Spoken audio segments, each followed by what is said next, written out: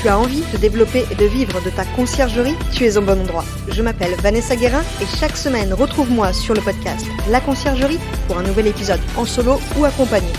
Que tu sois totalement débutant ou expérimenté, apprends les meilleures stratégies pour développer une conciergerie à succès sans sacrifier ton temps. Bon épisode!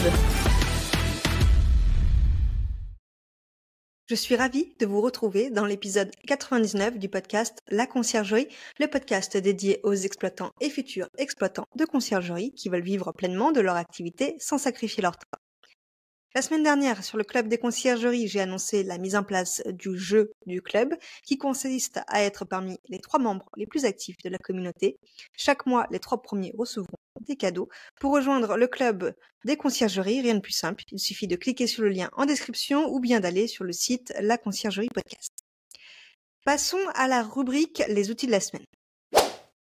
C'est la rentrée et j'ai décidé d'axer l'outil de la semaine sur le logiciel le plus important en conciergerie, c'est-à-dire le Channel Manager.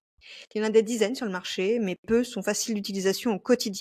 Un Channel Manager, ça vous évite des doublons de réservation, ça vous permet aussi de tout centraliser plutôt que d'aller sur chaque plateforme de réservation, et ça vous permet même d'organiser les missions de vos prestataires. Selon le Channel Manager, il peut y avoir plusieurs options possibles et d'autres qui ne sont pas possibles, comme par exemple la gestion des prestataires. Tous les Channel Managers ne le font pas. J'ai posé mon dévolu sur le Channel Manager super haute. Pourquoi? Parce qu'il est simple d'utilisation, c'est clair et pas de choses inutiles. C'est celui que j'utilise dans mon quotidien. Si vous souhaitez obtenir super haute avec une réduction de 10 € par mois, ce qui n'est pas négligeable, je vous mets le lien dans la rubrique Les outils de la semaine sur le club des concierges. Passons à l'épisode du jour.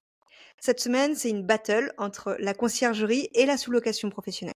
Mon invitée s'appelle Julie Riotte. En plus d'être sous-loueuse, elle anime le podcast Confession d'une sous-loueuse pro. On vous donne les avantages et les inconvénients des 2 stratégies et on vous explique laquelle utiliser selon votre situation. Je vous retrouve à la fin de l'épisode. Bienvenue Julie sur le podcast La Conciergerie. Bienvenue Vanessa sur le podcast Confession d'une sous-loueuse pro. Ah ouais, c'est un épisode un peu particulier. Aujourd'hui, on fait un épisode commun entre Julie du podcast Confession d'une sous-loueuse et le podcast La Conciergerie. Pourquoi? Parce que La Conciergerie podcast, on va parler de conciergerie et Julie, on va parler de sous-loueuses, enfin les sous-loueuses professionnelles. Et on va faire un peu le match. C'est quoi la meilleure méthode, enfin la meilleure activité, même si je pense qu'on n'aura pas le résultat à la fin, quoique. Il n'y a pas de vérité, mais l'idée c'est qu'on puisse bien exploiter les deux activités avec leurs différences, leurs avantages, leurs inconvénients et que chacun des auditeurs puisse prendre son parti. Est-ce que tu peux nous dire ce que c'est la sous-location pro peut-être? Bien sûr, la sous-location pro, c'est une activité pour moi tourisme immobilier. Ça consiste à louer des biens à des propriétaires avec un bail spécifique qui n'est pas un bail d'habitation, mais qui est un bail commercial ou civil. Et avec ce bien, derrière, le sous-loueur pro le sous-loue à des voyageurs. Et évidemment, pour que ce soit légal, il faut que ce soit sous certaines règles. Donc, il faut que ce soit de la location courte durée. Et c'est là où je pense que ça ressemble à la conciergerie. Donc, je t'invite à dire aussi en quoi consiste une conciergerie, ma pro de la conciergerie. Alors, conciergerie, des fois, on pense aux conciergeries d'hôtel. Donc là, c'est pas ça. On pense des fois aux conciergeries privées aussi dans les entreprises. Ce n'est pas ça non plus. Vrai. Et il y a plusieurs types de conciergerie.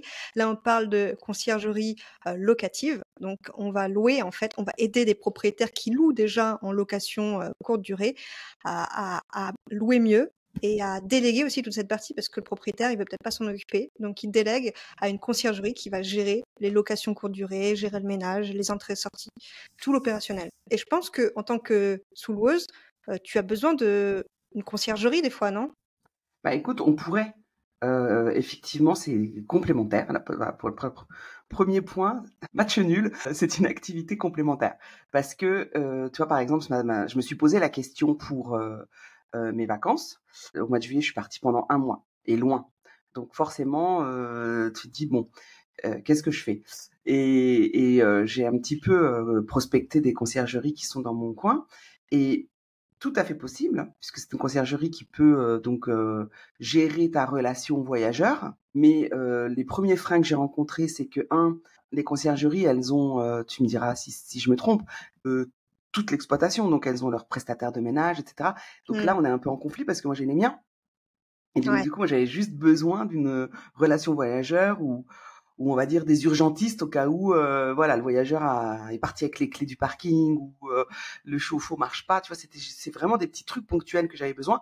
Donc, c'était difficile pour moi de trouver une conciergerie qui peut me donner ce service. Et même moi, j'étais pas en capacité d'expliquer ce que j'avais besoin. Et la conciergerie, les différentes conciergeries que j'ai pu avoir, elles m'ont dit, bah voilà, moi, c'est le service complet. Et donc, si je prends le service complet, le peu de marge que moi je fais en sous-location pro, puisqu'en sous-location pro, comme tu as un loyer à payer, plus les factures d'électricité, gaz, etc., l'assurance, compagnie, une fois que tu as payé toutes tes charges, la marge, c'était en fait, en gros, le pourcentage que demande une conciergerie. Donc, ça peut dépanner quand tu dois être loin et que tu es OK de pas sortir d'argent sur le mois et de te donner tout à un prestataire.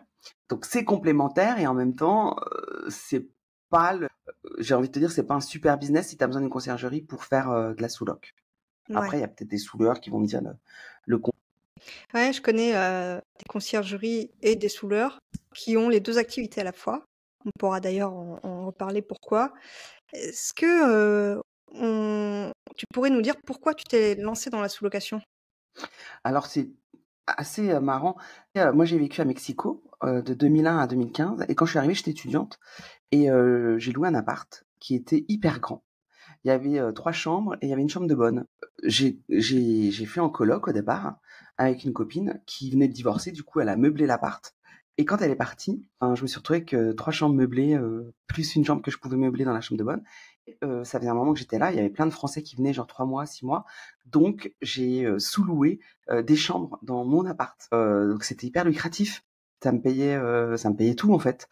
Du coup, évidemment, le propriétaire était OK, tout le monde savait, il y avait pas de problème. Et c'est là où je me suis rendu compte qu'il y avait un business model intéressant.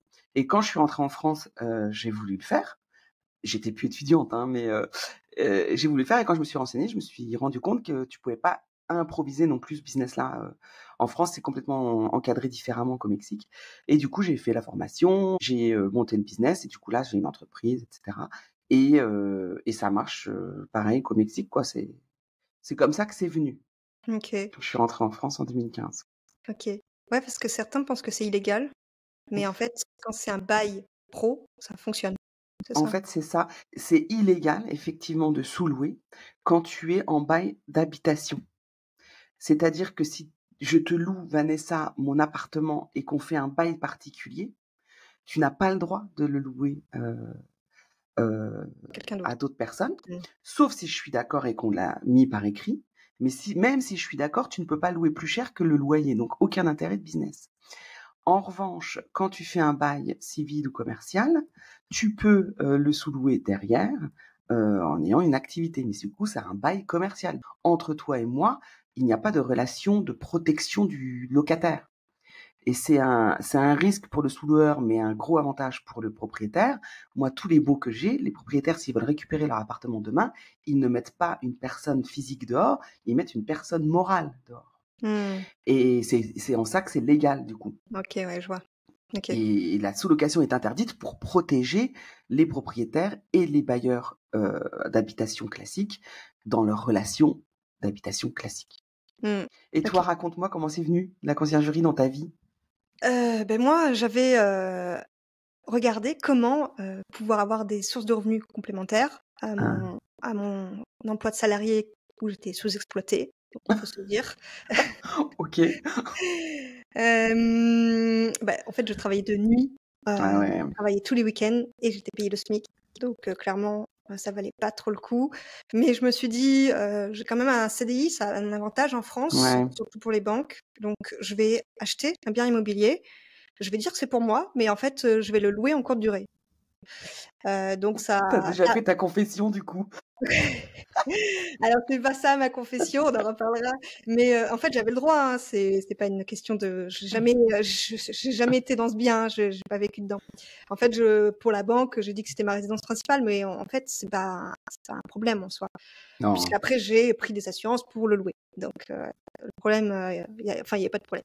Donc je l'ai mis en location et 2 mois après, j'ai dû partir de la région et je me suis dit: «Mais d'accord, mais j'ai commencé à le louer, ça se loue plutôt bien, mais je vais faire comment maintenant?» Et Bah, il n'y avait pas ouais. de conciergerie, dans ma ville. C'était en 2019. Peut-être que ça avait pas encore, ça s'était peut-être pas assez développé, sachant que le seul conciergerie qui faisait ça, c'était des agences immobilières. Ouais. Donc il y avait rien. Et donc j'ai trouvé des prestataires, je me suis débrouillée pour pouvoir louer et j'ai déménagé à 200 kilomètres et je me suis dit: «Mais en fait, j'aimais bien m'occuper de ce bien, pourquoi je ne proposerais pas à d'autres personnes de le faire?» parce qu'il y en avait pas aussi, dans la ville où j'étais. Et du Ouais. coup, j'ai commencé comme ça. J'ai proposé mes services et petit à petit, il y a des gens qui me posaient des questions, donc j'ai commencé à prendre leurs biens et j'ai commencé à les louer. Voilà. Tout en étant à distance. Là, j'étais sur place pour ma conciergerie, mais le D'accord. mien était à distance. Voilà. OK, d'accord. J'ai déménagé et j'ai commencé cette activité de conciergerie là où j'étais Donc dans actuellement. les 2 villes d'où tu venais et d'où tu atterrissais, il y avait pas de Non, concierge. il y avait pas de conciergerie, du moins on les trouvait pas sur internet. Belle façon de choper les opportunités, c'est trop bien. Du coup, tu avais, comment tu faisais? Enfin, quand tu étais de nuit, tu travaillais de jour pour ta conciergerie et de Ouais, nuit pour c'est ton ça. CDI? Ah C'était dis un donc! avantage d'avoir un travail de nuit parce que du coup, j'étais Ouais. dispo la journée Tu dormais combien de temps et quand? et beh, je dormais quand même 7 heures, hein. Je dormais jusqu'à, on va dire 11 heures. Ouais, quand les voyageurs partent. Ouais, voilà, Parfait. c'est ça, quand c'était le moment de faire les ménages et après les arrivées, fallait pas qu'ils arrivent après 20 heures, quoi. Et Oui, après, au fur et à mesure, j'ai appris qu'on pouvait automatiser et puis les entrées pouvaient se faire de façon autonome. Donc après, tout s'est bien oui, déroulé. oui, bah, tu as des épisodes là-dessus, moi aussi, hein, pour ceux qui veulent se renseigner de comment on automatise notre activité. Ah, c'est super, OK, très bien. Et après donc tu as fait plusieurs villes après? Ou tu es resté sur 2 villes? En fait, j'avais une ville principale et on m'a demandé dans des villes alentours de gérer leurs biens, chose que j'ai acceptée parce que c'était pas très loin. En fait, ce que je recommande souvent aux conciergeries, c'est de se baser par rapport au local qu'elles ont. Si le Ouais. local est pas trop loin des biens, que l'on gère, il y a pas de souci, les prestataires vont pouvoir aller au local sans problème. Donc Alors qu'est-ce que tu entends par local? Je pense que ça peut intéresser nos auditeurs. local pour, stocker le linge, pour stocker les produits d'accueil, pour stocker toutes les petites choses, dont, les prestataires de ménage vont avoir besoin. D'accord. Tu vois, moi, par exemple, dans chaque appart, soit il y a un grenier, soit il y a une cave et j'aménage à peu près, pour qu'il y ait, dans chaque, immeuble, en fait, une possibilité de stocker. Ouais, Et je sais qu'il y a certains sous-loueurs et certaines conciergeries qui sont plus gros, qui ont plus de biens, qui arrivent à avoir des contrats avec des prestataires, hôteliers, type Elis et compagnie. Est-ce que toi, tu as réussi à avoir ça ou? alors moi, il y en avait pas dans ma ville, Ah mais c'est ouais, vrai que c'est ce qui est le plus courant et le moins onéreux, on va dire, d'avoir une blanchisserie professionnelle qui loue le linge, qui le lave, c'est qui moins onéreux, tu es sûre? ouais, parce que les autres méthodes, c'est soit le faire soi-même, donc en termes de temps, c'est cher, on va dire. Ouais, Soit, déjà, il faut acheter son linge sinon. C'est ce que j'ai ouais, fait. bah, ouais, moi aussi, Malheureusement, c'est ce que c'était j'ai une de mes fait. erreurs, mais c'est ce que j'ai fait. J'ai acheté mon linge, ça coûte très cher Mmh. et il faut le laver en pressing, ce qui est très cher. Oui, oui, oui. Alors ça dépend, tu vois, enfin, j'ai écouté ton épisode sur, les façons de gérer son linge, c'était intéressant. Et moi, personnellement, en fait, j'ai des auto-entrepreneurs qui font le service pour moi et il y en a quelques-uns qui vont à la blanchisserie. Donc c'est vrai que je me le permets que sur des biens où le loyer est pas élevé, parce que, c'est un gros coût. Mais sinon, c'est des prestataires qui, font tout inclus.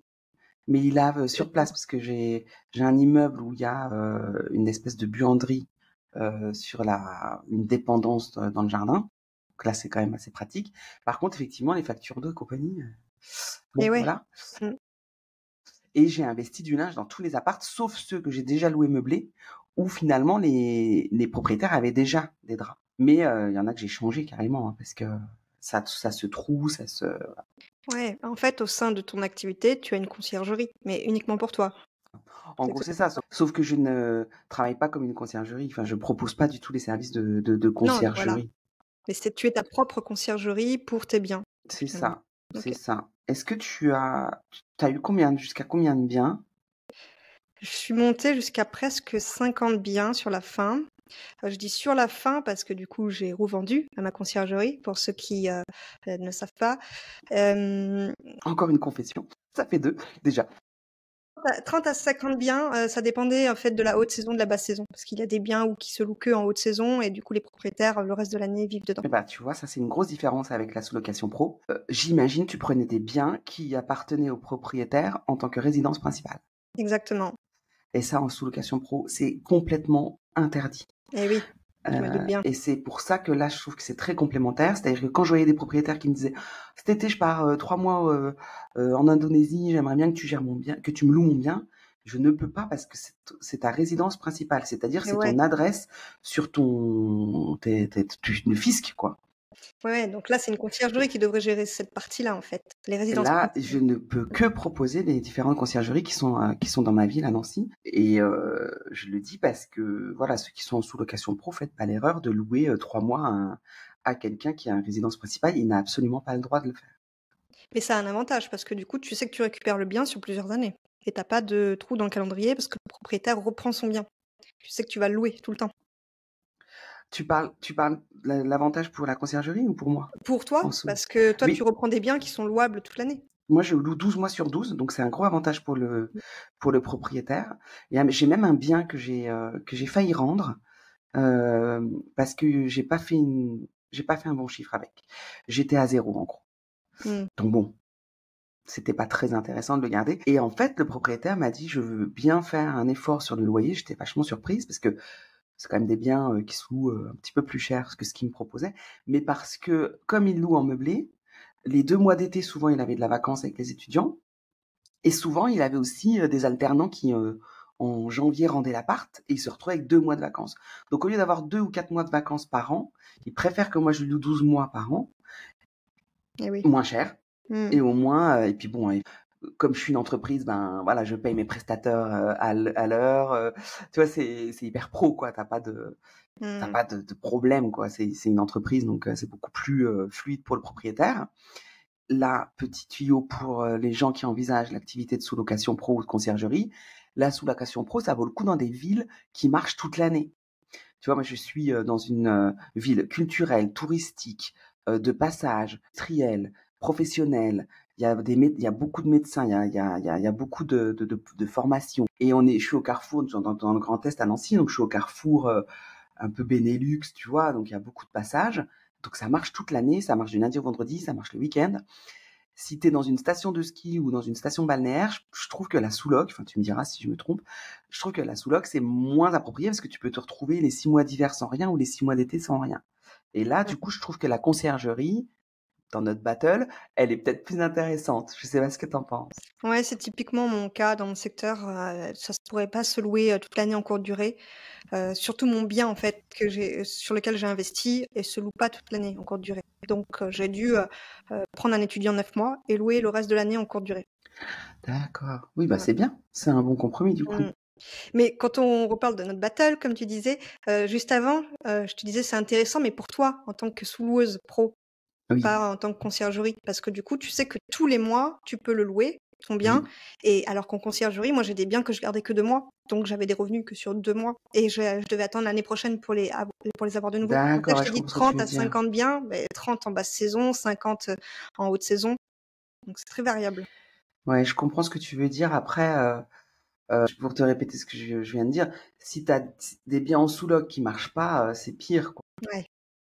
Mais après tu lisses sur 50 biens, tu peux lisser sur l'année et finalement tu es rentable sur l'année, entre Oui, 30 et 50. Ouais. oui, parce qu'il y a des biens qui se louaient, relativement toute l'année et d'autres où c'est des villas, effectivement, ça se loue qu'en vacances. Donc Donc en effectivement, fait, pour le premier constat de notre battle, le lieu c'est va important. être un des premiers critères pour choisir entre sous-loc et conciergerie, en gros. Enfin le lieu, Ah, le profil de la ville. Ça c'est un épisode que j'ai sorti aussi qui s'appelle, «La sous-loc, ça marche où?»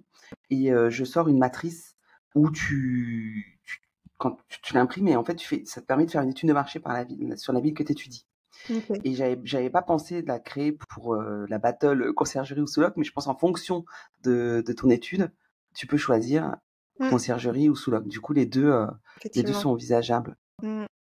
Ok. Tu parlais de profil. Est-ce que ton profil de client est le même qu'en conciergerie, d'après toi? J'allais te poser exactement la même question, c'est drôle. Comme quoi? C'était ma question suivante, type de client. Alors moi, les types de clients, ça va être des propriétaires qui veulent pouvoir utiliser leurs biens. J'ai un client qui habite en Normandie, mais qui veut venir 30 jours par an. Du coup, ça leur plaît de me louer parce qu'ils ont quand même leur loyer tous les mois, mais ils ont quand même à disposition leurs biens un peu comme ils veulent. Ils doivent me prévenir 3 mois à l'avance, puisqu'évidemment, moi, j'ai mon calendrier ouvert 3 mois à l'avance. Après, si demain il veut venir et qu'il n'y a pas de voyageurs, évidemment qu'ils peuvent y aller. Ça permet de toi, tu peux pas louer un étudiant puis lui dire, bah, t'es gentil de partir à Noël parce que je viens avec la famille, quoi, tu vois. Ouais, c'est Tu peux sûr. pas les virer. Même s'il y a beaucoup de gens qui l'ont fait pendant les JO à Paris. D'ailleurs, ça n'a pas été un pari gagnant, j'ai l'impression. Ça permis de faire ça. Ça, c'est le premier avantage pour mes clients. Le deuxième profil de clients que j'ai, c'est des propriétaires qui euh, ont eu des mauvaises expériences. Donc, par exemple, des locataires qui n'ont pas réussi à expulser alors qu'ils payaient pas leur loyer, des locataires qui ont tout cassé. Alors, Mmh. tout cassé. C'est sûr, des fois, quand tu récupères des biens après 9 ans de location, tu as Oui, quand même une quand réno même. à faire. Il y en a, tu vois, ils ont pas du tout ouvert les fenêtres, donc c'est blindé d'humidité. Enfin, faut refaire 20 000 de travaux. Donc ça, c'est un avantage parce que, voilà, ils savent que, ils peuvent voir, constamment sur les annonces Airbnb ou Booking les commentaires en disant que c'est propre, et c'est vrai que ça leur plaît parce que, pour te dire un peu la relation que j'ai avec eux après, dès que, je vais changer le filtre de la hotte, je leur envoie un petit texto sur WhatsApp, j'ai changé le filtre de la hotte, j'ai changé la serrure parce qu'elle était, maltraitée, il y a un petit coin de plainte qui s'est cassé, est-ce que tu as, est-ce que vous avez un petit pour remplacer? Enfin, tu vois, ils voient que la maintenance, elle est constante, en fait. Ouais. Et après, si c'est la chaudière qu'il faut changer, bon, bah là, je sais pas, je le préviens, juste pour lui dire que je l'ai fait. Là, je lui dis qu'il faut le changer parce que là, il faut certainement pas faire ce genre de travaux en sous-loc, sinon là, tu es complètement plus rentable.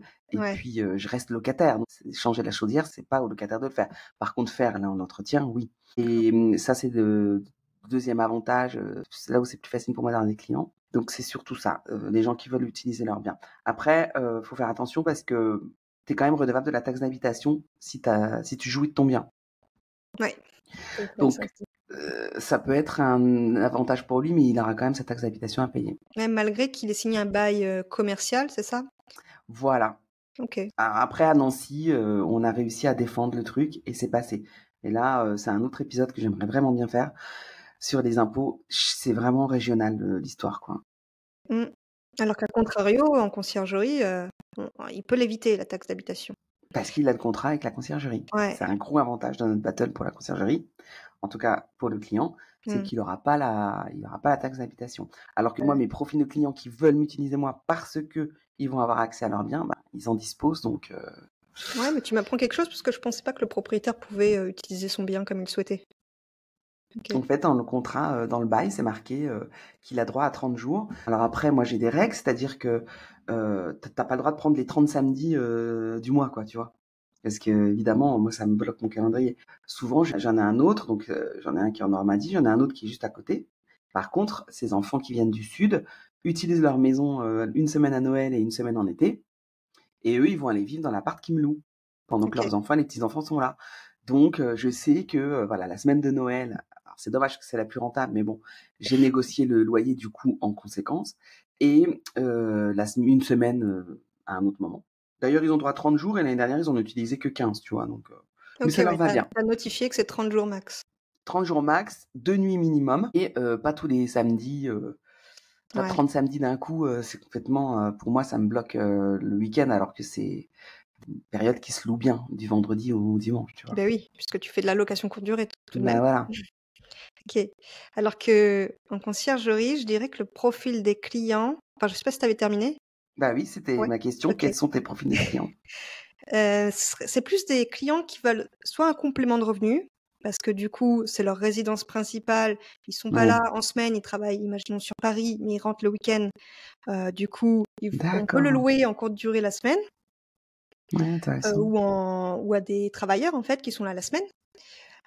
Ou ça peut être aussi des investisseurs qui veulent gagner en rentabilité et qui le mettent en conciergerie plutôt que de le mettre en sous-location professionnelle. Parce que d'ailleurs, on pourra peut-être en reparler de rentabilité. À mon avis, on va en reparler d'ailleurs. Oui, c'est sûr.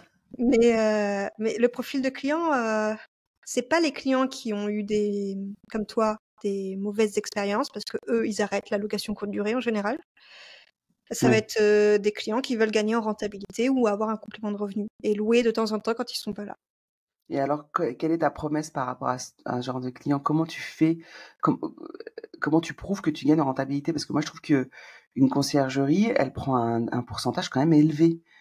Mais souvent, moi, ce que je prospectais, c'était des clients qui étaient en location meublée à l'année, donc le bien est meublé, et je leur disais qu'ils pouvaient gagner tant s'ils louaient en courte durée plutôt qu'en longue durée. Et du coup, ils voyaient qu'il y avait quand même une bonne différence et que je leur proposais de le faire pour eux et qu'ils allaient, du coup, s'ils délèguent, forcément, ils doivent un pourcentage à la conciergerie, mais que du coup, ils gagneraient quand même plus qu'en longue durée. Donc, voilà, c'était D'accord. l'argument. Et alors, est-ce que c'est eux qui payent les frais de ménage et les Les frais voyageurs qui payent les frais d'électricité? de ménage.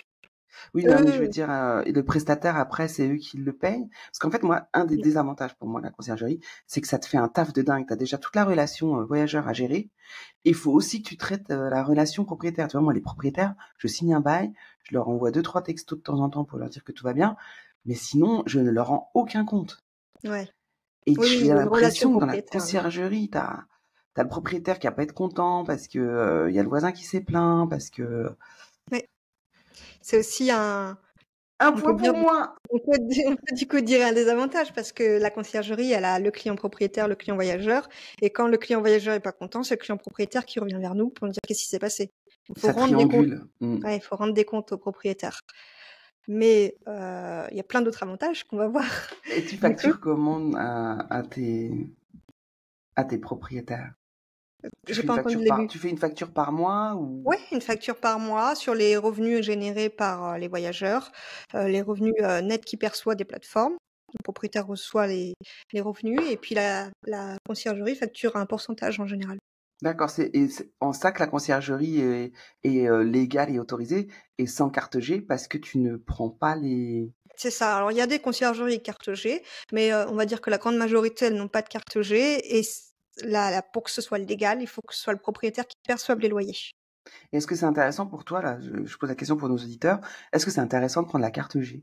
Honnêtement, ça demande plus de gestion. Il faut un compte séquestre, faut signer des mandats avec les propriétaires. Ça demande plus de gestion.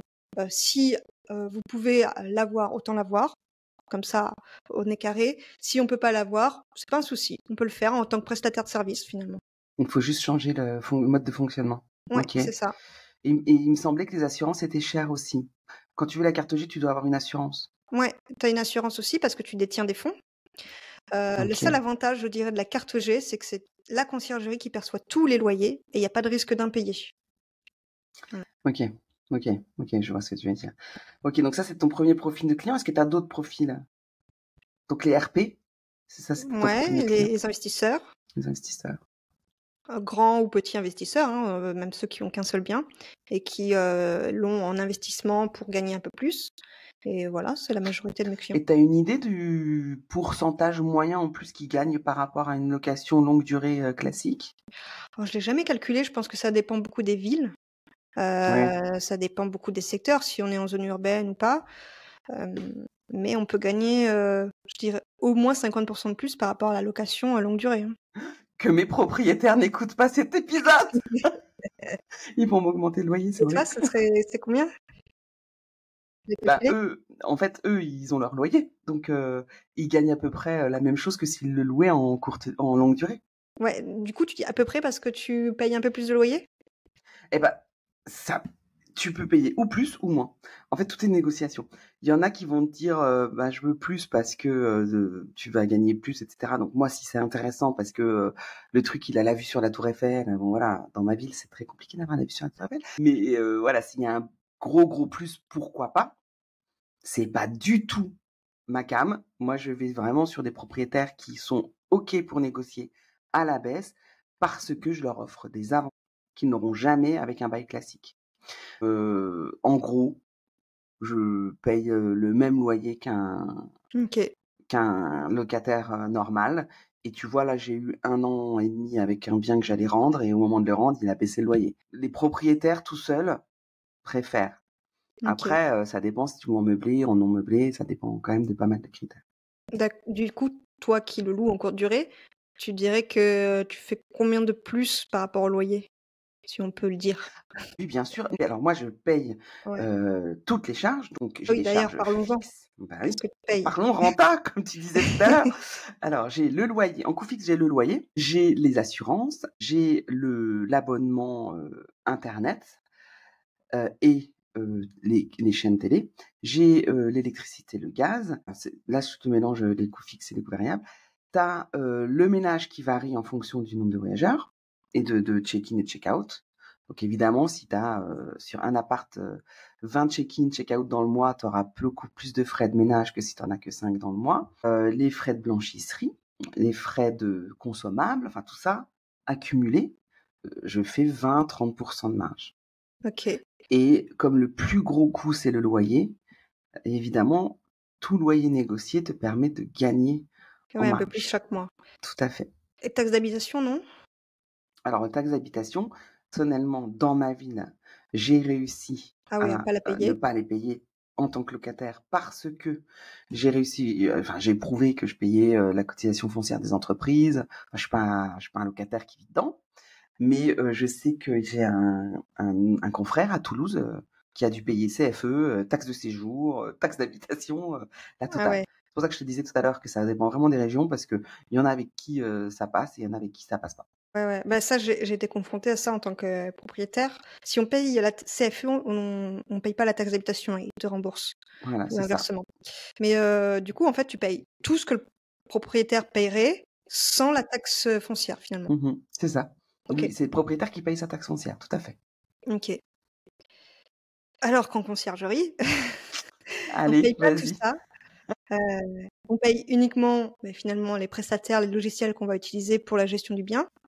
Mais tout le reste, l'eau, l'électricité, taxes, d'habitation foncière ou autre, c'est le propriétaire qui le paye et c'est pour ça aussi que, la conciergerie, on va dire, c'est rentable dès le départ parce qu'il y a pas de frais à avancer. Ouais, c'est ce que j'allais te dire. Je trouve que pour nos auditeurs qui veulent se lancer dans l'activité, lancer une conciergerie, ça demande quand même beaucoup moins de trésor. En sous-loc, moi, j'ai quand même investi un capital de départ et que je récupère au fur et à mesure du temps. Alors après, ça peut aller très vite, hein, sur des biens qui fonctionnent bien. Mais bon, quand même, je trouve que c'est plus flexible la conciergerie, effectivement. Ouais, parce qu'on pourrait penser qu'il te faut juste un loyer pour démarrer en sous-location pro, mais en fait, déjà, il faut créer une société, si je crois. Enfin, si je me Tout trompe pas, à je veux dire, fait. Bah oui. Moi, pour être dans le j'ai cadre créé légal. une SAS. Ouais. Et en plus, bah, il y a toutes les charges dont tu as parlé, on n'y pense pas toujours, ouais, effectivement. Bah oui. Bah déjà, quand tu trouves ton premier propriétaire, bah déjà, t'es content. Alors, moi, j'ai toujours réussi à négocier de ne pas payer de dépôt de garantie. Mais c'est parce que mes premiers propriétaires sont des gens de mon cercle proche. OK. Tu vois, des copains du foot, de mes enfants, des Mmh. copains, tu vois, je loue à mon gestionnaire de patrimoine, enfin, tu vois? Il y a une confiance qui s'installe et il sait très bien que il sait très bien. Il a confiance que je vais lui rendre un bien nickel. Mais, j'ai beaucoup de confrères qui trouvent des propriétaires sur le bon coin. D'ailleurs, bravo. Mais forcément, c'est que ces propriétaires, s'ils louent en meublé, ils demandent le premier mois et les 2 mois 1 mois de caution, et pour les non meublés, 2 mois de caution. Mmh. Donc, il faut déjà que tu aies 3 mois de loyer pour démarrer. Et ouais. Et puis quand tu arrives, le mec qui loue en meublé, il a pas, 4 jeux de draps, ce qu'on disait tout à l'heure. Il a pas peut-être tout le matériel, tu vois? Nous, on met la petite Nespresso, tu vois bien dans notre métier, tu as une espèce de, voilà, de standing hôtelier que C'est tu as pas ça. quand tu loues en meublé. Et ça, c'est Donc tu as toi qui toujours payes, du coup? voilà, tu as toujours des petits investissements et puis tu as le petit investissement. Tu vois bien toutes les annonces qu'il y a sur Booking et Airbnb. Si tu te démarques pas un petit peu sur la photo, bah voilà, donc tu achètes le petit rideau qui va bien et qui tranche bien avec le petit tapis qui va bien et puis là, du coup, tu as une photo, colorée qui donne envie. Bah ça, c'est toujours un petit investissement. Et ouais. Et en plus, tu as tous les investissements de départ, la boîte à clés, et puis effectivement tous les outils, hein. Moi, j'ai un channel manager, certainement comme toi. J'ai une entreprise de Mmh. revenu management. Enfin bref, c'est c'est plein de frais, quoi. Donc Ouais, tu as les mêmes effectivement, frais qu'une conciergerie, plus finalement le loyer et toutes les charges du propriétaire. ouais, tout à fait. OK. Donc c'est un investissement de départ assez élevé, Oui, mais tu gagnes plus aussi en rentabilité, ouais, puisque c'est toi qui perçois tous les revenus. oui. Et puis il y OK, a aucun compte à rendre. En fait, plus que l'argent, moi, c'est mmh, la pas tranquillité. ouais, j'ai pas envie d'avoir des propriétaires qui me disent, «Oui, la nuit, à 80 €, c'est pas assez cher, montez à 150». Je trouve Ouais. qu'en conciergerie, le propriétaire peut se permettre d'intégrer ton business model et tes choix business. Je veux dire, si tu as mis ta nuit à 80 €, c'est que tu as fait ton étude de marché et que tu sais que, en janvier, ça se loue 80 et en juillet, 150. Ça peut être Mmh. hyper normal. Des gens qui se mettent tout seuls sur Airbnb, qui louent comme ça, ils mettent, 70 € la nuit, toute l'année, ils sont pas pros. Et c'est Non. ça que j'avais pas envie Mmh. avec une conciergerie. Et je pourrais la monter, la conciergerie, parce que c'est vrai qu'il y a des propriétaires à qui je dis non parce que, c'est une résidence principale, mais j'ai pas envie de créer cette conciergerie parce que j'ai pas envie d'avoir cette, gestion-là. Ouais. Est-ce que toi, tu as déjà eu ces soucis-là avec des propriétaires, Ouais, qui c'est s'immiscent dans ton business, en fait? ouais, malheureusement, c'est pas courant, j'ai envie de dire, mais Ah. presque, tout de même, parce Mmh. que, certains propriétaires faisaient de la location courte durée déjà avant de prendre une conciergerie et Ouais. certains ont peur de déléguer ou pensent que du coup, ils font mieux qu'un professionnel de la location courte durée, donc une conciergerie, par exemple. Donc ils sont toujours derrière toi au départ, parce qu'ils se disent: «Bon, ben, moi, je faisais comme ça, pourquoi cette personne ne fait pas comme ça?» Mmh. Donc oui, il y a toujours, ces propriétaires derrière le dos d'une conciergerie. Après, il faut aussi éduquer ces propriétaires et leur Ouais. expliquer que, leur montrer que, une conciergerie sait faire. Je pense que ça vient de là aussi le problème. Oui, en fait, c'est au propriétaire de la conciergerie de bien se positionner et de bien clarifier les Mmh choses mh. et s'il est pas OK, ben, en fait, ce sera pas ton client. C'est ça qu'il faut faire. Ouais, c'est ça et c'est comme ça que j'ai arrêté beaucoup de contrats avec des clients. Parce que ça ils prenaient beaucoup trop de mon énergie, Ouais. alors qu'il y a des clients, qui ont un profil, type investisseur, ils cherchent de la rentabilité, ils vont pas t'embêter, en fait. Ils vont te laisser faire parce que c'est pas leur métier Oui, c'est et qu'ils savent que, tu vas le faire comme il faut. ouais, c'est bien. Ouais, ouais, c'est bien et après, au début, tu prends un peu tout parce que tu dois démarrer. C'est seulement Ouais, après que c'est tu fais souvent le tri, ça, quoi. c'est souvent ça. Tu as besoin de combien de biens pour décoller en conciergerie? Enfin, décoller. Tu veux dire pour en vivre, au moins? Alors, pour en vivre, oui, oui aussi. Pour en vivre, si on veut remplacer son salaire, pas le salaire où je suis sous-exploitée, mais un salaire qui permet d'en vivre, hem, on peut dire qu'à partir de 15 biens, si on délègue pas dans sa conciergerie, on peut en vivre. Si on délègue, il faudrait le double, c'est-à-dire si on 15 délègue le biens sans ménage. déléguer, mais tu fais comment 15 biens sans déléguer? Tous les biens ne se louent pas le même jour. Il y a des biens qui Ouais. se louent plus le week-end, des biens qui se louent en semaine, qui se louent pendant une semaine ou 2. Donc Tu as quand même une équipe en backup pour si tu as ouais, 15 s'il y a sorties le même jour et 15 entrées le même jour? ouais, c'est ça. Après les entrées-sorties sont autonomes, donc aussi ça aide. Mais s'il devait y avoir, 10 ménages le même jour, c'est pas possible. Il faut une équipe quand même de secours. Ouais et tu as des associés ou parce que je connais Non, par exemple des conciergeries qui travaillent beaucoup en couple, par exemple. ouais, moi j'ai démarré seule, j'ai même fini seule. J'ai pas eu d'associé, mais effectivement, il y en a qui s'associent, c'est un avantage pour s'entraider et se motiver. Ouais, Par contre, va falloir beaucoup plus de biens pour pouvoir se payer, parce qu'il y a 2 personnes à payer. Faut être ouais, je plus. comprends et est-ce que t pour toi, avec combien de biens, c'est compatible avec une autre activité? Alors je te parle pas, d'un job de nuit et de week-end, mais un job, un peu Ouais, un classique. job, 9-16, Ouais, je pense que c'est compliqué de concilier les 2. Pas impossible si on délègue dès le départ et qu'on met en place les bonnes, méthodes, en fait et les bons process. Je pense que, on peut jusqu'à 10 biens, le gérer en étant salarié. Au-delà, on n'arrive plus à se concentrer sur, la prospection de nouveaux clients parce que les rendez-vous, il va falloir les faire les week-ends et les d'accord. clients sont pas toujours dispo ou tard le soir et au bout d'un moment, on sera bloqué, quoi. Ouais. C'est un peu pareil en sous-loc, tu vois? Ouais. Là, moi, je suis partie un mois à 12 000 kilomètres avec un jet lag. C'était un gros test pour moi parce que c'était la première fois que je lâchais une business. J'ai failli dire à mon mari: «Écoute, je viens pas avec vous, trop peur de lâcher le business» et en fait, je me suis rendu compte qu'en en bordant bien tout avant de partir, tu peux le gérer à distance. Alors par contre, j'ai perdu, évidemment du revenu parce que premièrement, j'ai vraiment tout délégué et deuxièmement, j'ai bloqué des nuits. Tu vois, par exemple, moi aujourd'hui, là, il est, 12h48. Si tu veux louer un bien qui est libre, jusqu'à 17h, il est encore en ligne, tu vois? Parce que je peux être actif tout de suite. Là, comme j'étais pas là, j'ai bloqué, tu pouvais réserver que jusqu'à la veille, tu vois? Donc du coup, tu perds un peu des nuits puisqu'il y a de plus en plus, je sais pas si tu as remarqué, de réservations, dernière minute, mais genre Ouais, dernière minute, jour pas même, mal quoi. dernière minute, quoi. Moi, des fois, j'ai des gens, ils me disent, je viens de réserver, j'ai même pas vu encore même ma notification téléphone, Je suis que devant. le mec, il est devant et il a pas reçu les codes, quoi. Donc bon, il faut quand même être super réactif. Et Ouais. je me suis rendu compte que, voilà, les prestataires de ménage ont super bien assuré. Les personnes que j'avais mis en backup en cas d'urgence, un coup, il manquait un rouleau de PQ, la personne en 15 minutes, elle est venue amener les rouleaux de PQ. Si tu as bien bordé, c'est possible. Ça m'a permis de me rendre compte que je pourrais reprendre mon activité. Là, je suis encore en chômage, donc je profite pour continuer à faire croître mon business. Je pense arriver à 10 biens pour la fin de mes droits. C'était mon objectif. Et donc, ça me rassure que tu me dises ça, parce que 10 biens, ça va me permettre de pouvoir reprendre une activité après mon chômage. Mmh. Et j'y pense parce que, un petit peu ce que tu disais au début, j'aimerais bien retrouver un CDI pour que les banques puissent continuer à me prêter, pour que je puisse continuer mes achats immobiliers. C'était un petit peu le but à la base.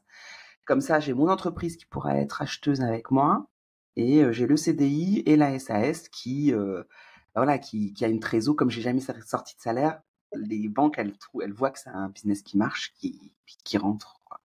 Ouais. Après, si je devais me sortir un salaire aujourd'hui avec 6 biens, c'est vrai qu'après impôts et compagnie, je pense qu'avec 6 biens, je suis pas au SMIC encore, hein, tu vois. Donc oui, je pense qu'il faut monter à 10 biens.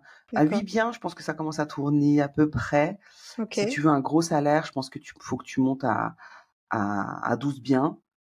Après, le problème, c'est que plus de 12 biens, je sens que tu dois déléguer quand même. Ouais. Tu disais 15, mais ouais, entre 12 et 15, je pense qu'il faut commencer à déléguer. Quand Et tu du parles coup, de déléguer, c'est déléguer les ménages? déléguer plein de choses, en fait. Parce Parce que, que là, actuellement, ils sont délégués, les ménages? oui, OK. il y a un bien où j'y vais de temps en temps, parce que c'est le mien personnellement. Donc, je loue mon bien à mon entreprise.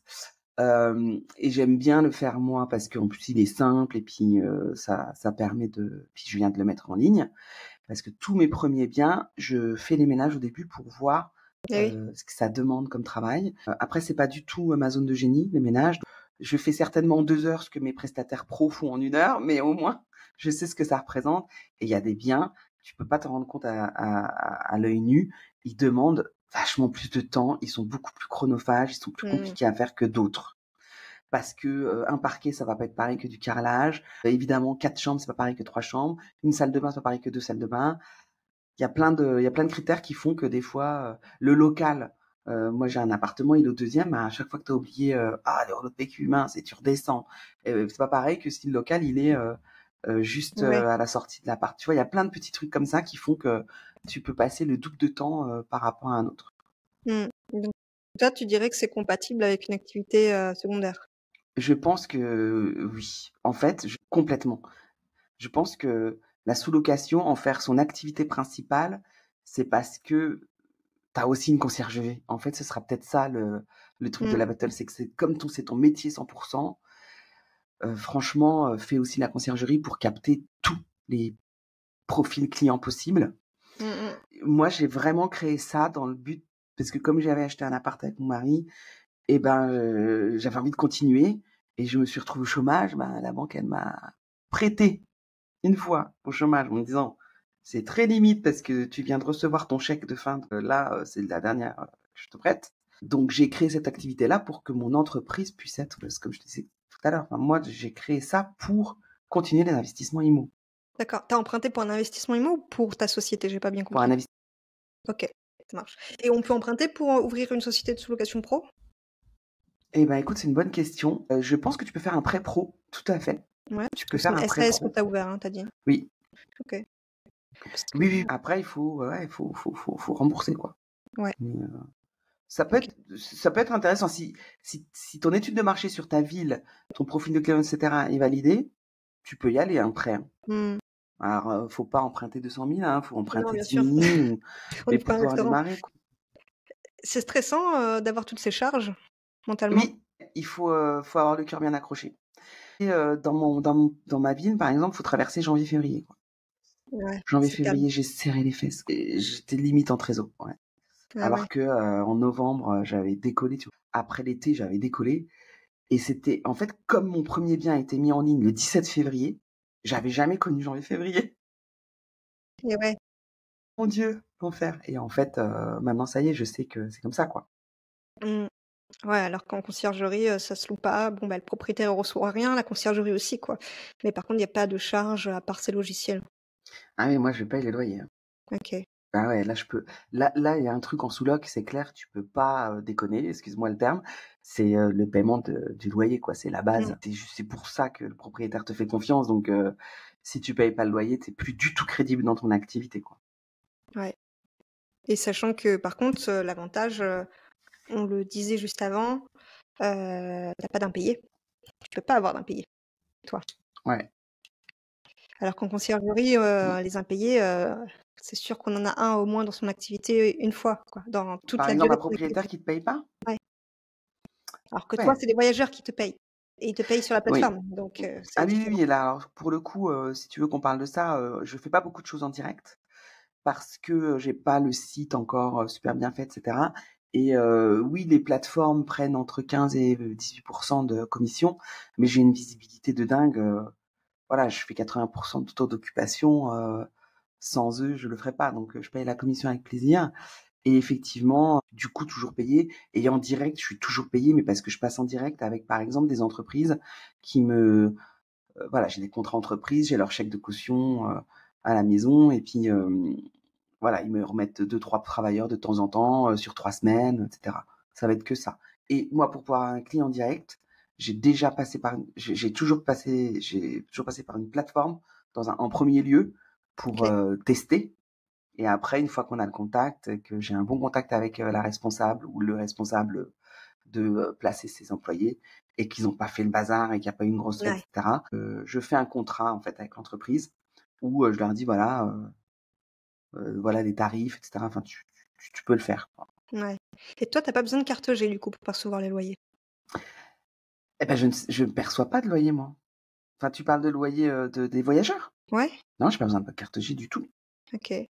Parce que tu loues le bien d'un propriétaire comme en Mmh. conciergerie, mais du coup, c'est sous, un bail commercial, donc ça doit être, ça Bah qui oui, il est à moi le bien. OK. Donc après, j'en dispose. En termes d'impôts, tu payes quelque chose du coup, en tant que Bah, en SAS, ça dépend l'entreprise que tu as créée. En SAS, c'est 15. ouais, mais je veux dire impôts, le propriétaire, il a un statut fiscal LMNP sur ces biens-là Bah, quand il comme loue en meublé, il est MNP. Par exemple, j'ai un client propriétaire qui est en SCI à l'IS. Donc lui, il paye ses impôts de SCI en IS. S'il était à l'IR, il pourrait pas me louer meublé. Donc là, c'est moins intéressant pour le propriétaire parce qu'il doit meubler. En LMNP, ben, il fait ses déclarations BIC classiques. Enfin, c'est exactement la même chose. OK. En fait, tu sais, quand les propriétaires, d'ailleurs, ça fait partie des choses que je leur dis, attention, il est l'heure de déclarer sur votre impôt particulier que je suis votre locataire. Donc, je leur remets mon numéro de SIRET, etc. Et donc, en fait, sur leur site des impôts, ils te disent à qui louez-vous, une entité privée ou une entité euh, Morale. morale, merci. Et là, ils cliquent morale, ils mettent SAS Optimise et ils mettent mon numéro de SIRET. OK, OK, ça marche. Donc, du coup, ben, c'est transparent, c'est bien. Mmh. Et comme ça, ils Effectivement, ouais. peuvent relier, et du coup, ils relient, et du coup, ils voient bien que c'est une SAS, donc il n'y a pas de taxe d'habitation. Ouais, OK. Ça répond à ta question. Ouais. Et toi, pour toi, la conciergerie, ça peut être un side business ou ça peut être une activité à temps plein? Ouais, moi je pense que, faut prendre cette activité au sérieux de plus en plus parce que c'est vrai que beaucoup ont commencé en side business, en complément de revenus, sauf qu'il y a, la petite statistique, c'est que, quand j'ai démarré ce podcast, il y avait 3 000 conciergeries.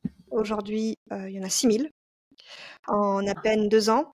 Donc le marché se professionnalise. Il y a encore de la place, hein, pour tout le monde. C'est juste que, ceux qui faisaient ça un petit peu à côté, ils vont devoir arrêter parce qu'il Ouais. y aura trop de concurrence qui font mieux qu'eux et ceux qui, ont compris qu'il fallait se professionnaliser, eux, ils vont rafler le marché et du coup, on peut plus faire ça, en tout cas pas pour longtemps, en complément de revenu à côté.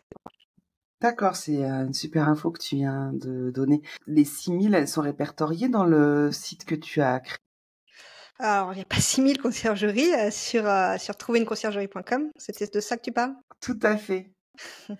Non, il y a, un peu plus de 250 conciergeries qui se sont, inscrites pour être, vues dessus.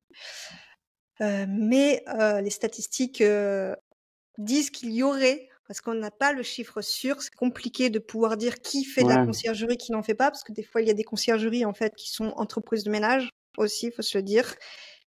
Et des fois, il y a, des micro-entreprises qui font un peu de conciergerie, un peu d'autres choses. C'est compliqué, mais ils disent qu'en général, 6 000 conciergeries, c'est la statistique qu'on a à l'heure actuelle, quoi. Et dans trouveruneconciergerie.com, on mettrait pas les sous-loueurs? Beh, écoute, le nom de Pourquoi domaine, pas? c'est trouver une conciergerie. Je pense qu'il doit y avoir des conciergeries qui ont dû s'inscrire et qui font aussi de la sous-location, dans tous les cas. Oui, la double activité existe, c'est Ouais, vrai. mais on pourrait mettre une petite étiquette, genre conciergerie sous-location, conciergerie uniquement ou sous-location uniquement. C'est Je pense que ça peut intéressant. être une bonne idée, ouais. Ouais, une très bonne idée. Les prestataires de ménage, t'as jamais eu des prestataires de ménage qui sont partis, qui t'ont dit: «C'est bon, je suis plus ta prestataire, je vais monter ma propre conciergerie»? Je pense qu'il y en a qui l'ont fait, pas pour moi, mais je pense qu'il y a des conciergeries, elles ont été, confrontées à ça. C'est le jeu. Bah Elles oui. verront, les prestataires de ménage si elles sont faites pour gérer une entreprise ou pas aussi, hein, faut se le dire. Oui, c'est sûr que c'est un autre stress, quoi. Ouais. Après, les prestataires de ménage, sont plus amenés à créer leur entreprise, leur société de ménage, plutôt que leur société de conciergerie en général, quand OK, elles développent, leur activité. bon. Voilà. Il y a des C'est quoi choses le que tu résultat? dis. Bah, écoute, la battle était pas mal. Moi, ce que je vois, c'est qu'il y a quand même pas mal de critères pour choisir entre l'un et l'autre et que Ouais, si tu remplis tous les critères, tu crées les 2, en ouais. gros. Moi, je pense que ça dépend du stade où on en est. Si on n'a pas de trésorerie, vaut mieux partir sur de la conciergerie, à mon avis. Ouais, c'est vrai. Si on veut, gagner plus de revenus et qu'on a de la trésorerie, vaut mieux partir sur de la sous-location pro Mmh. et pourquoi pas démarrer par de la conciergerie, créer ensuite une sous-location, enfin une entreprise de En sous-location. fait, je pense que démarrer par une conciergerie, c'est une bonne idée quand tu pas de trésor, effectivement. Et après, en fonction des opportunités, quand tu prospectes tes propriétaires, quand tu te rends compte que c'est plus intéressant, la sous-loc, et ben, proposer de la sous-loc. En fait, moi, ce que j'ai l'impression, c'est que, tu vois, sur mes petits biens, ceux où il y a 4 couchages, j'en ai 2. Ben, entre conciergerie et sous-loc, comme le loyer est quand même élevé pour pas beaucoup de couchages, des fois, c'est plus intéressant de le mettre en conciergerie. Ouais, Par contre, les gros biens, où là, je fais une énorme marge, c'est beaucoup plus intéressant pour moi parce que le loyer est pas beaucoup plus élevé alors que je peux mettre 8 couchages et du coup là, je gagne plus. Donc en fait, j'ai envie de te dire, un des critères, c'est bon, le lieu, hein, on l'a dit au début, mais un des critères, ça va être, le type de bien. le type de propriétaire aussi peut-être, le profil? C'est-à-dire le Aussi. propriétaire, qui a peur que ça se loue pas et qui préfère un loyer mensuel? Bah, en fait, je l'ai pas dit tout à l'heure, mais des gens qui ont des crédits comme les investisseurs, par exemple, où, tous les mois, ils savent que, il y a, 500 € de crédit, 100 € d'assurance, 15 € de PNO, la taxe foncière de 80 par mois, les charges, de copro de 80 par mois. Ça leur fait un total, je sais pas, on va dire, 700 €. Ils veulent leurs 700 €, tu vois? Mmh. Pas avoir, à penser de soucis. Si tu fais de la conciergerie, tu sais quand enfin conciergerie, de la courte durée, tu sais qu'en janvier, tu vas peut-être avoir, aucune réservation et Ouais, qu'en été, tu vas peut-être faire 3000. c'est Mais variable, bon, quoi. il y a des gens qui aiment pas du tout cette incertitude, quoi. Mmh Ils mh. veulent sécuriser leur, investissement locatif pour que quand ils sont en retraite, tout soit payé, que ce soit tout bon et que ce soit un revenu net dans leur poche, quoi. Ouais, OK. Bah, du coup, pour vous les auditeurs qui vous posez la question, si vous voulez ouvrir une conciergerie, une sous-location professionnelle, j'espère qu'on a répondu à votre question. Bah, Tu veux ouais. rajouter quelque chose, Julie? Écoute, moi je te propose qu'on refasse un petit épisode dans 6 mois pour voir, si, la battle a gagné puisqu'on a quand même beaucoup de choses qui bougent dans notre métier. Ouais, Les lois, le marché, comme tu disais, il y a beaucoup de concurrence, autant sur les annonces que sur les conciergeries. La sous-loc aussi, ça grandit beaucoup. Je le vois dans mes éditeurs. Il y a plein de gens qui m'écrivent, qui veulent se lancer. Donc, on refait avec un petit plaisir. épisode et puis on parlera je sais pas, de nos anecdotes, pour que Ouais, ce soit tout à fait. aussi drôle, quoi. On a toujours des choses un peu rigolotes à Ouais, raconter dans c'est notre vrai qu'on métier. n'a pas parlé d'anecdotes, mais je pense qu'on peut en dire pas mal. Bah, je pense qu'on peut faire 1 heure complète, en fait. Donc, Merci à toi, Julie, en tout cas. ouais, c'était super. Merci beaucoup, Vanessa. Je te souhaite une bonne continuation dans ton podcast et dans le mien. Et puis, je nous souhaite plein d'épisodes communs tout au Ouais, long de notre clairement, un podcast à écouter, celui de Julie, Confession d'une sous-loueuse. bah, Je ne crois pas pareil. qu'il y ait de podcasts spécialisés dans la Ben sous-location, non, mais j'ai j'en ai fait comme toi quand tu as découvert qu'il n'y avait pas de conciergerie dans ta ville. Moi, je suis très consommatrice de podcasts et puis je me disais, qu'est-ce que je peux écouter? Donc, je suis tombée sur ton podcast, je suis tombée sur plein de podcasts en location courte durée, mais pas en sous-loc. Du coup, ouais. je l'ai créé. Alors, j'ai beaucoup moins d'épisodes que toi, tu as beaucoup plus d'expérience que moi. C'est très inspirante pour moi, je te remercie. Et je vais suivre ton chemin et puis pour nos auditeurs, bah, ça leur fait plein de choses à écouter. Donc, Ouais, tout à fait. je te pose pas la question de ta confession puisque tu en as déjà fait 2 tout au Ouais, long de j'en ai dit plein l'épisode. là. Je les garde pour un prochain épisode.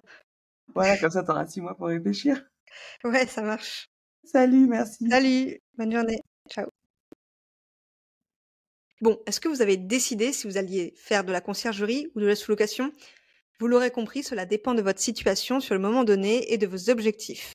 Merci à Julie pour cette battle. Peut-être qu'il y aura un épisode 2 sur les avantages et les inconvénients de l'une ou l'autre stratégie. La semaine prochaine, c'est l'épisode 100 et je vous réserve une très belle surprise en vidéo. Donc, il faudra la regarder. Il faudra regarder cet épisode sur YouTube. Si vous suivez le podcast sur Instagram, vous avez eu quelques petites infos par-ci par-là, mais je vous en dis pas plus. Il faudra patienter sa sortie. C'était Vanessa. À la semaine prochaine. Et pas si vite, tu as apprécié cet épisode? Tu peux le partager à ton entourage ou encore mieux, laisser un avis 5 étoiles sur ta plateforme d'écoute préférée et un commentaire. Je te dis à bientôt!